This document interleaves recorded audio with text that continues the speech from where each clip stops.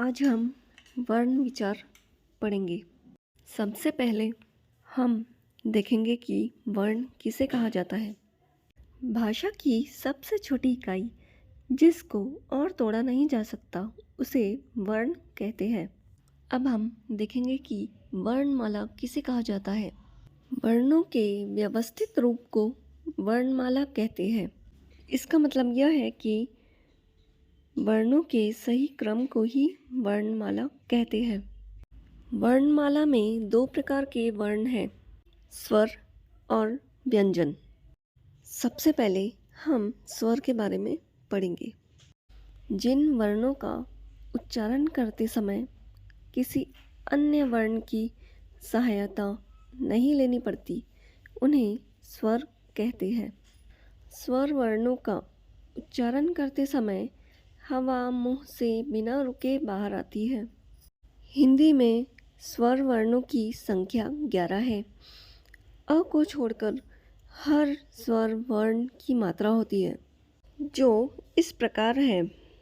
ऊपर स्वर दिए गए हैं, जैसे अ, आ, ई, उ,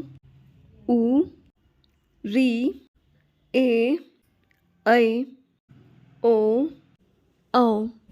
अ को छोड़कर हर स्वर वर्ण की मात्रा यहाँ पर दी गई है। जिन वर्णों का उच्चारण करते समय स्वर की सहायता लेनी पड़ती है, उन्हें व्यंजन कहते हैं। व्यंजन वर्णों को हम स्वर की सहायता के बिना लिख तो सकते हैं, लेकिन बोल नहीं सकते। हिंदी में व्यंजन वर्णों की संख्या 33 है, जो इस प्रकार है। इनके अतिरिक्त दो वर्ण अम और अहा भी है। अम को अनुस्वार कहा जाता है और अहा को विसर्ग कहा जाता है। अम और अहा ये दोनों वर्णों को अयोगवाह कहा जाता है। अम और अहा ये दोनों स्वर नहीं हैं, लेकिन ये स्वर की तरह ही काम करते हैं। अब हम जानेंगे कि अनुनासिक किसे कहा जाता है। जिन स्वरों का उच्चारण मुंह और नाक दोनों से किया जाता है, उन्हें अनुनासिक कहते हैं। यहाँ पर जो चिन्ह दिया गया है, इसे चंद्रबिंदु कहा जाता है। अब हम एक और नई ध्वनि अ के बारे में जानेंगे। ध्वनि अ, इसका प्रयोग हिंदी भाषा में होता है और इसका प्रयोग उन शब्दों में होता है जो अंग्रेजी भाषा से आए हैं, जैसे ऑस्कर, ऑफिस आदि। अब हम हलंत चिन्ह के बारे में जानेंगे।